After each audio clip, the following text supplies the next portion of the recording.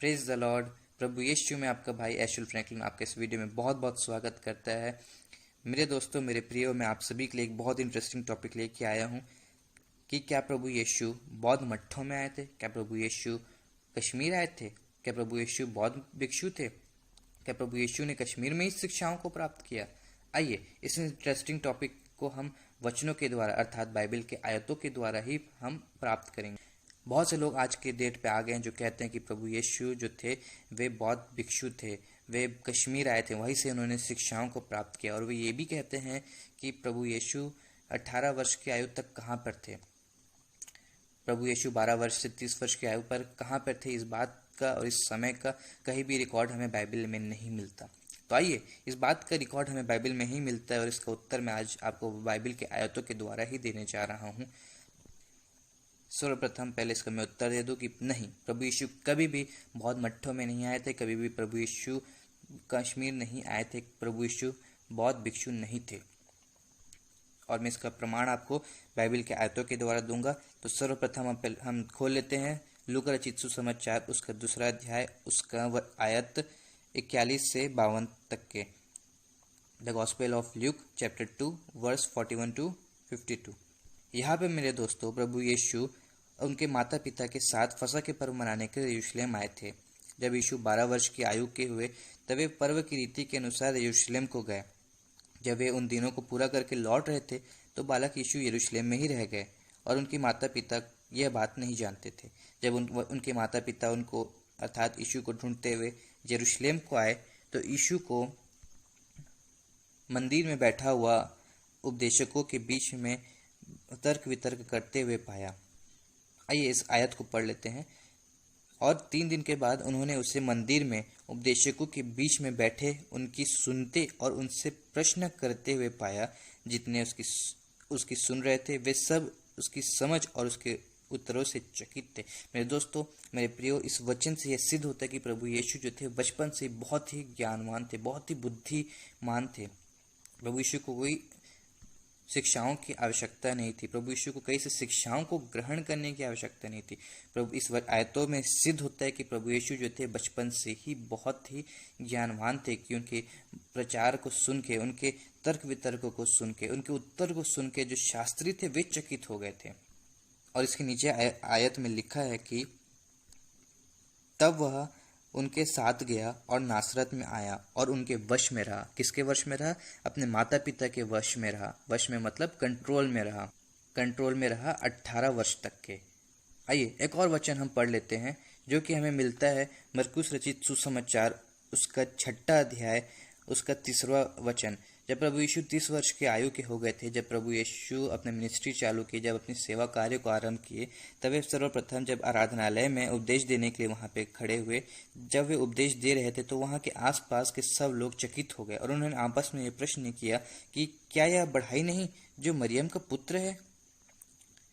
तो मेरे प्रियो, इस वचन से यह सिद्ध होता है कि प्रभु यीशु उनके बीच में रहा करते थे और उनके आस पड़ोस के सब व्यक्ति, उनके नगर के हर एक व्यक्ति उनको जानते थे और इस बात से चकित हो रहे थे कि क्या ये वही बढ़ाई नहीं जिसकी माता मरियम है? इस वचन से यह सिद्ध होता है कि मेरे प्रियो की प्रभु यीशु जो थे 18 वर्ष तक के बढ़ाई का काम किया करते थे। आइए एक और वचन हम देख लेते हैं मत्ती रचित सुसमाचार उसका 13वां अध्याय उसका आयत 54 आयत को हम देख लेते हैं। यहाँ पर प्रियो ऐसा लिखा है कि उसके नगर के लोग आपस में आश्चर्य और चकित करने लगे और यह प्रश्न किए कि इसको यह ज्ञान और सामर्थ्य के काम कहाँ से मिले? क्या यह बढ़ाई का बेटा नहीं? और क्या इसकी माता का नाम मरियम नहीं? और क्या इसके भाई के नाम याकूब, यूसुफ, शमौन और यहूदा नहीं? और क्या इसकी सब बहनें हमारे बीच में नहीं रहती? फिर इसको यह सब कहाँ से मिला? तो मेरे प्रियो, मेरे दोस्तों, यहाँ पे यह सिद्ध होता है कि प्रभु यीशु जो थे उनके बीच में रहा करते थे, उनके साथ आराधनालय में जाके आराधना किए करते थे और उनके भाई और उनकी बहनें भी उनके उस आराधनालय में संगति किया करती थी, उनके साथ मेल मिलाप के साथ, एकजुट के साथ मिल के आराधना किया करते थे। वे प्रभु यीशु को जानते थे कि 18 वर्ष की आयु तक ये बढ़ाई का काम किया करता है और करता है, मतलब 18 वर्ष की आयु तक एक बढ़ाई का काम किया और ये इसको अचानक से इस सामर्थ और ज्ञान की बातें कहाँ से प्राप्त हुई। वे चकित हो गए थे। आइए एक मैं उदाहरण आपके साथ आपके बीच में रखना चाहता हूँ। जब एक उदाहरण में मान के चलिए कि अगर आपका कोई पड़ोसी है जो 12 वर्ष की आयु में विदेश चले जाता है, और जब वे 18 वर्ष की आयु के बाद 18 वर्ष के बाद जब वे वापस आपके पड़ोस में आएगा, आपके घर के बगल में रहने आए, तो क्या आप उसको पहचान पाएंगे? बिल्कुल भी नहीं।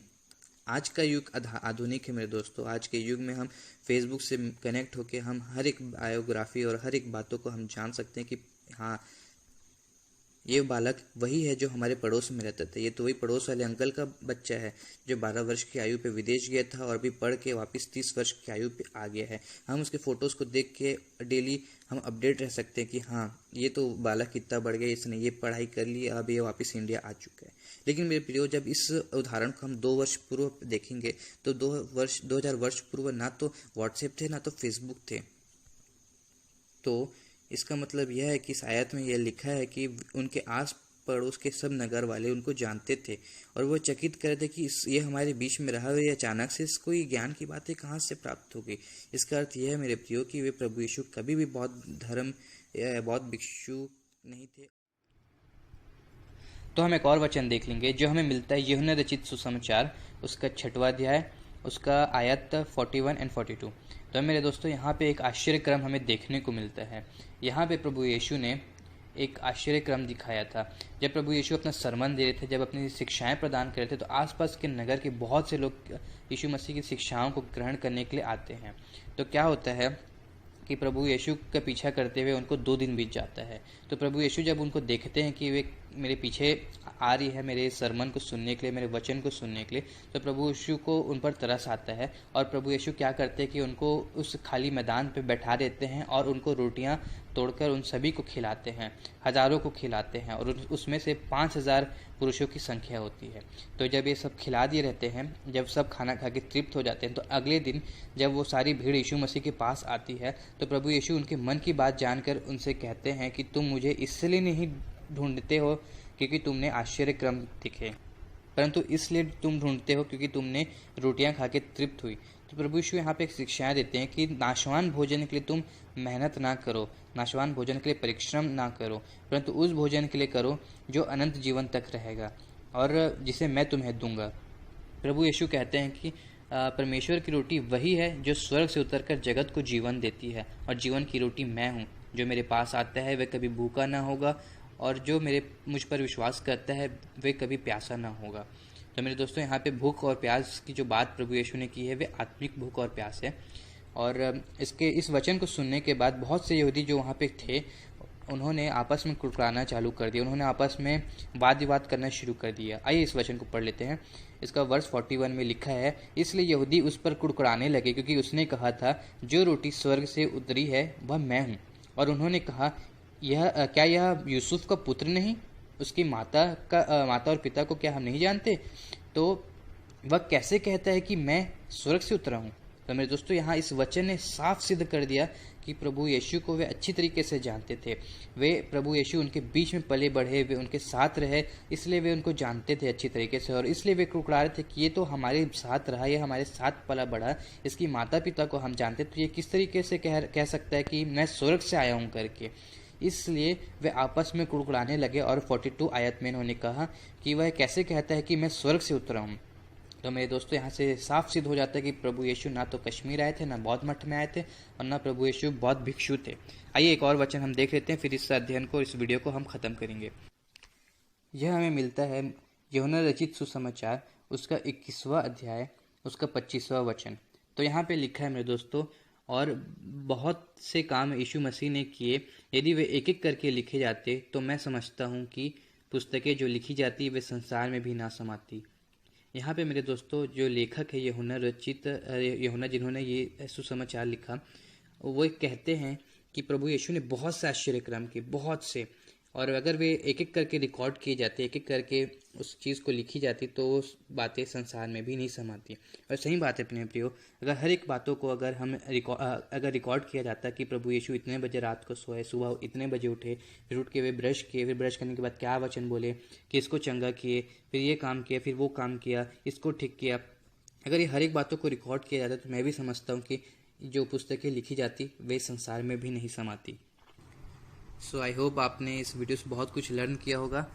तो आप सभी को यीशु मसीह बहुत आयत की आशीष प्रदान करे। आप सभी को जय मसीह की। Praise the Lord.